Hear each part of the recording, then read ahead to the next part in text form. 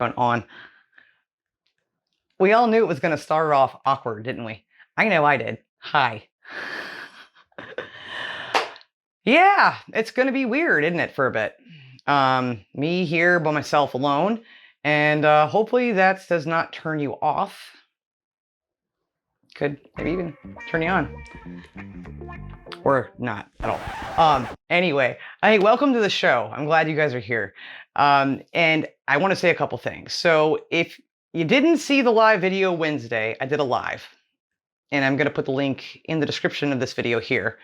And there were a lot of comments of people seemingly confused by the message of the video. And just to quickly address that, I did my best to try to handle things with as much respect as possible. And I don't want to go into this anymore in the comments section so much here or in future videos as much as possible. I hope there are future videos. Also, hit the like button. That'd be great. And consider subscribing to the channel. I had to get it out of the way. But, you know, when I said in the live video that this is a new chapter for me, I didn't mean just the channel. I meant in my life. So solo isn't just solo here. It's solo in life. And today is the first of that. And that's all I really want to say about that. Like I said, I addressed that the best I could in as much detail as I felt I needed to and should on the live video, which again, if you missed, have a look in the description of this video. You'll find the link to that. So enough of that. Okay, this is my first video by myself. And I'm rocking the Def Leppard Hysteria, favorite album. My favorite song, actually. 1987. It's here somewhere. If I go up much higher, this is going to look weird. 87. I was 6. I was 6. Don't hate me. What I'm going to check out something we have never seen on this channel before. It has been talked about a million times. And I've noticed in the comments, this is Marmite. I'm calling Eurovision Marmite, much like me. I've noticed people either love Eurovision or hate it. This is just something I've noticed from the comment section. So I don't know what Eurovision is. I've heard you guys talk about it, ask for a reaction to it forever and ever and ever. And I had this video picked out to do for a couple of months and then just noticed, like, so did everybody else apparently. So it may seem like I'm just following a trend here. I promise that's not the case. I think this was picked out back in February, March, something like that, to do here on the show.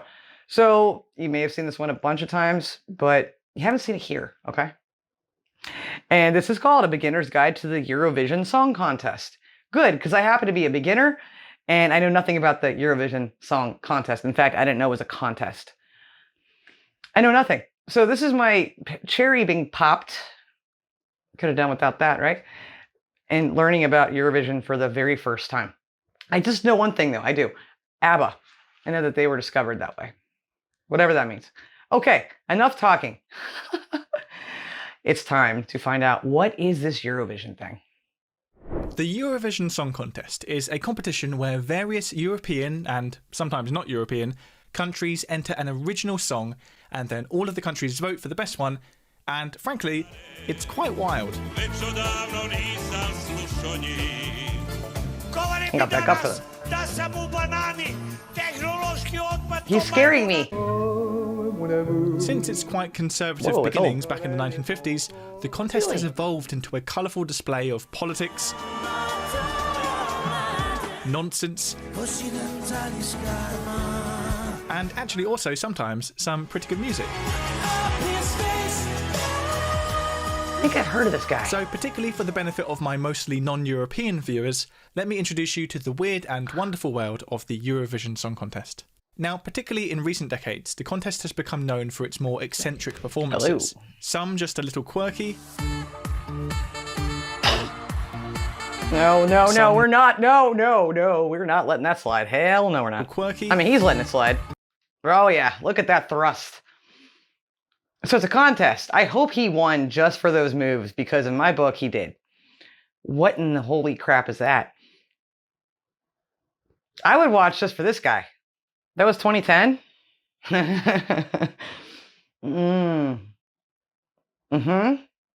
All right, shut up, Natasha. Sorry. They're all some doing just a it. bit garish. What? And some, well,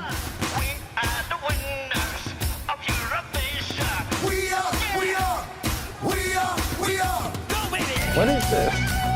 What is this? but even if the weirder, eye-catching performances are the ones that get a lot of attention, the songs that go on to win the contest are usually a bit more ordinary.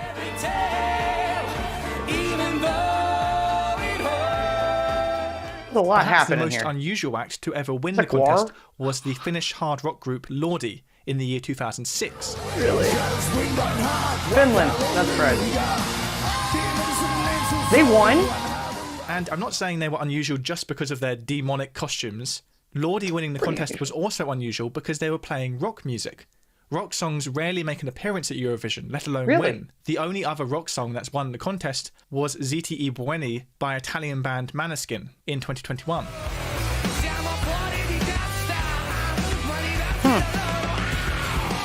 So what kind of music typically wins then? Ballads and stuff? Sorry, I had to pull my monitor up because it's like way down there. Those guys, I thought that was Gwar. Do you guys know who Gwar is? I don't even know if they're American or not. But I thought that was Gwar. So who votes? He's probably gonna get to that. If not, who votes? And is this like one night? I feel like this is more than one night. I don't know. There's a lot of questions. These guys are actually kind of cool. Was Ziti I Buoni by Italian band Maneskin in 2021.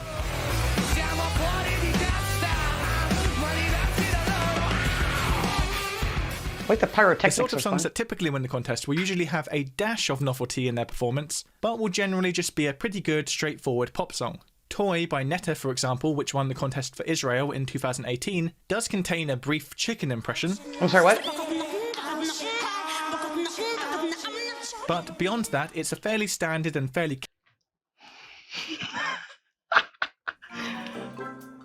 I just want to hear those words he said back one more time before she does that thing she just did. Israel in 2018 does contain a brief chicken impression, Yeah. Because if it didn't contain a brief chicken impression, what would the world have come to? I mean, what is life without a brief chicken impression every now and then? It's expected, right? And then she did it. I mean, I'm not just saying it. You see it right here. This is a thing that actually happened. What in the hell? but beyond that, it's a fairly standard and fairly catchy pop song.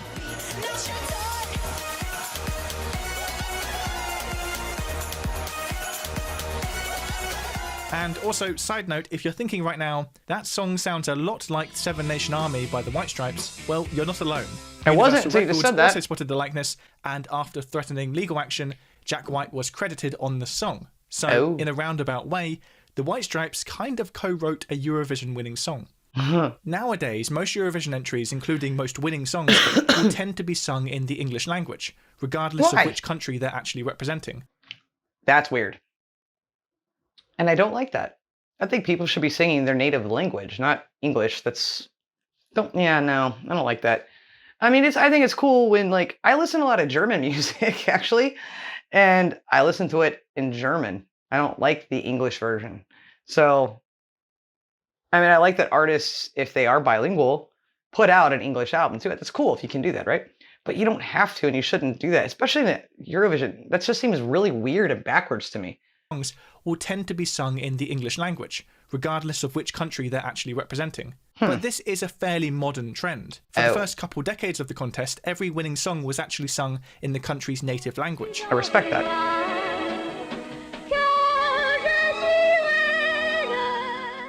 Beautiful The first voice. winning song not to be sung in the act's native tongue was 1974's ABBA. Waterloo, sung by Eurovision's greatest success story, ABBA.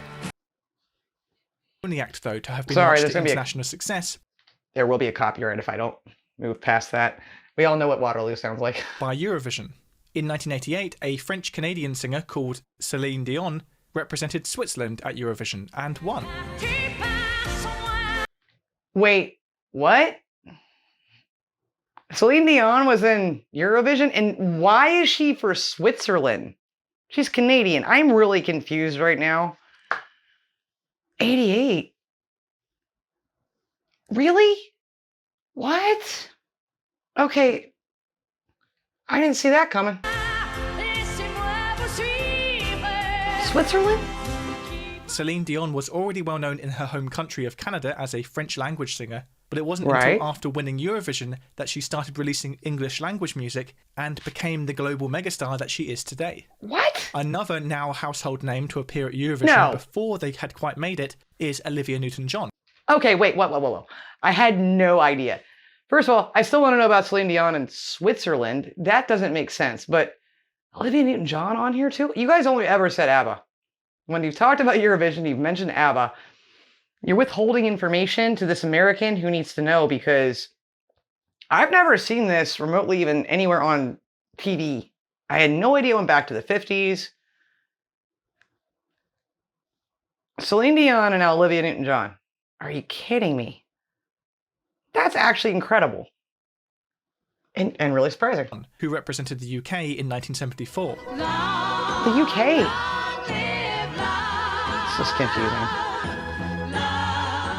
Much like with Celine Dion, in 1974, Olivia Newton-John was an established singer, but it would still be 4 years before she shot to global fame and Greece. starred in the film Grease. Now, if you're thinking, wait, how did Canadian Celine Dion represent Switzerland? Well, a Eurovision contestant doesn't have to be from the country that they are representing.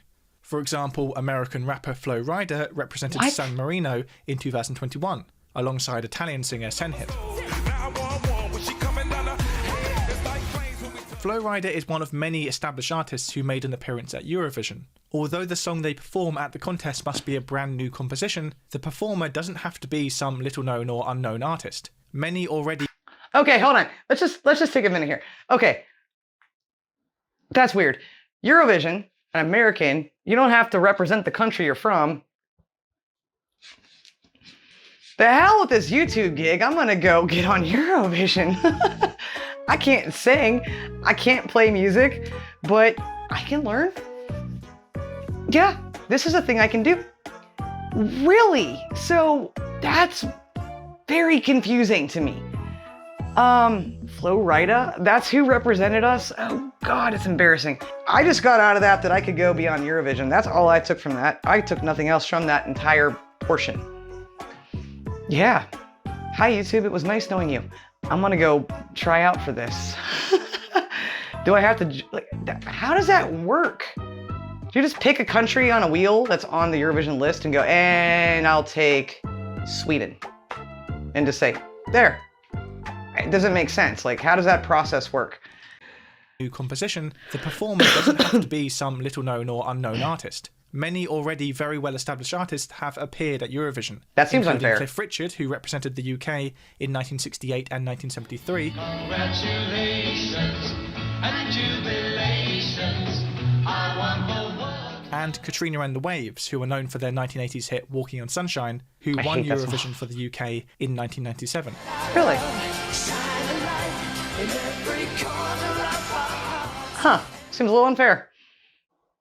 The country to have won Eurovision the most is Ireland. Really? And 3 of those Irish wins are actually thanks to one person. Hang on, before he tells me. I just want to see the other years here. Okay. UK. Okay, I see that. 5 wins. Nice, nice. Israel 4. Sweden 6.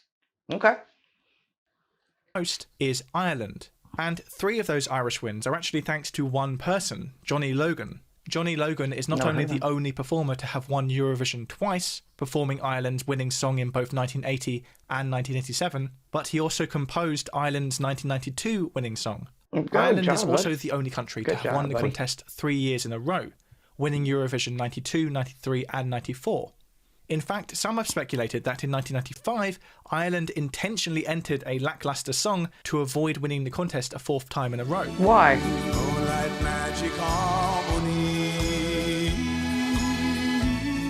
But why would a country not want to win Eurovision? Well, because the winning country has to host the next year's contest. Oh. And hosting Eurovision can be a very expensive thing to do.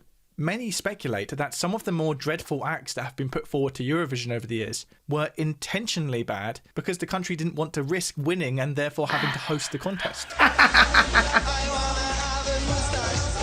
I mean, that would This is explain France. particularly the case for the so-called Big Five. Although the main spectacle of Eurovision is the grand finale, Mustache. most countries who enter the contest have to first qualify in a semi-final. But the Big Five, France, Germany, the UK, Spain and Italy, automatically qualify for the grand finale due to these countries' large monetary contribution to the running of the contest. This means that if one of those Big Five don't want the hassle and expense of hosting Eurovision next year, they might intentionally enter a mediocre song. A little bit sounds like sports. You know, we had that video on football. And was it the Premier League that had so much money? It just kind of reminded me of that a little bit. That's interesting. This is not what I expected. I just expected it to be some like, I guess kind of like, America's Got Talent, Britain's Got Talent, obviously. That kind of thing.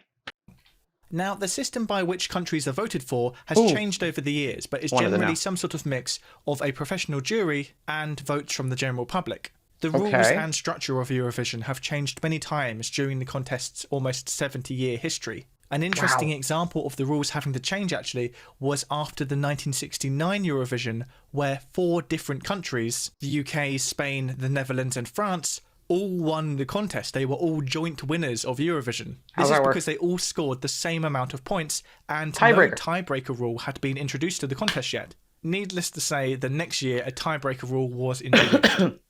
Now, getting over 30 different countries to all compete against each other in a song contest is going to result in some politics. Of course, it's well known that certain countries will always vote favourably for their close allies. For example, Greece and Cyprus always vote for each other, and the UK and Ireland often swap votes. But more notably, in years where Eurovision takes place against more politically charged world events, you can often see those events reflected in the voting. I remember hearing about this. Last year, Ukraine won Eurovision. And although their song was good, and Ukraine have won the contest before, it's probably not a coincidence that they won in the year 2022.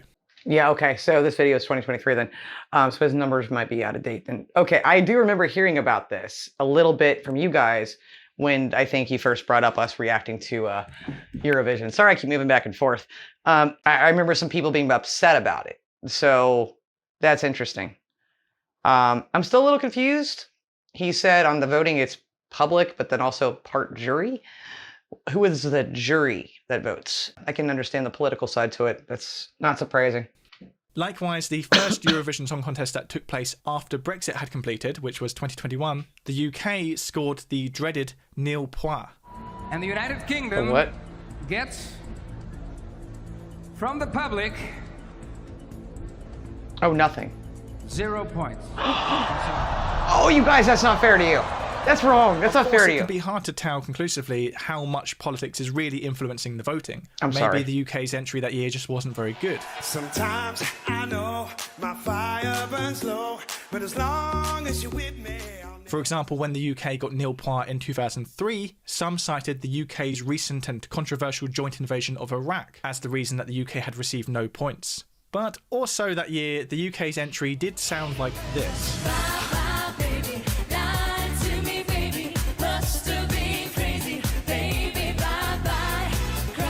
So maybe it's... If you can enter in,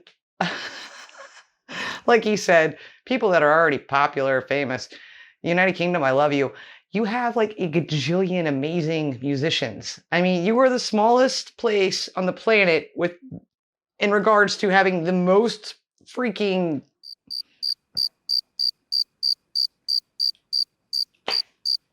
skill set of amazing people. I don't know how to say it. Yeah. I mean, you could have called Def Leppard just because I'm wearing the shirt, right? You could have called Brian May up. I mean, there's so many people. So many people. You know, I mean, Depeche Mode, they're still making music. I happen to love Depeche Mode. I'm just saying, I heard that. You all heard that. We have ears. That's bad. But, you know, hell, the Spice Girls, put them in there. I'm just saying. Yeah, you have way too... But that'd be unfair. You'd be winning every year. Which, again, I don't know that I like that. It's not all about politics. Eurovision performances have often been used as a platform for raising awareness and visibility of issues and causes.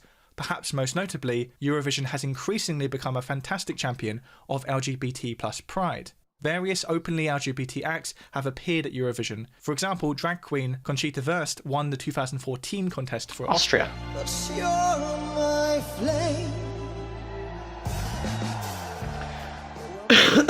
So that is Eurovision, a unique intersection between geopolitics and music, and one that never fails to surprise and entertain.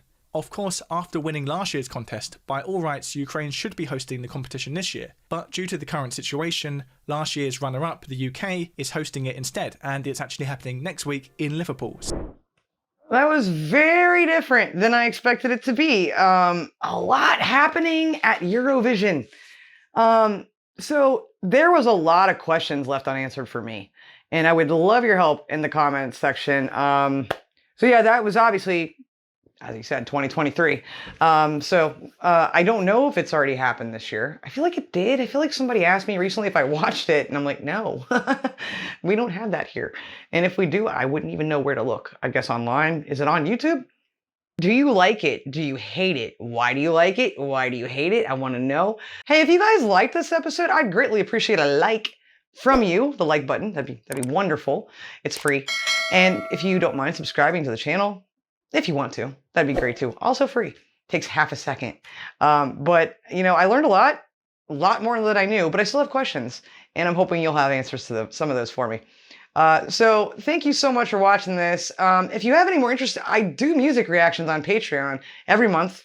The last couple months, no, but that's resuming at the end of this month. There's a link in every video actually to Patreon. So I love listening to songs, and those are songs actually by you guys sent in to me from the patrons that I get to check out the requests. And I've had a lot of music I would never have heard otherwise. Some older stuff, some newer stuff, all over the countries of Europe and different places. So it's been a lot of fun. And yeah, join me over there if you want to check out more stuff there. And music's my thing, so I'm all about it. Thank you so much for watching, and I hope to see you on the next episode. Until then, and as always, please love like jazz and be as strong as Tyson. Bye.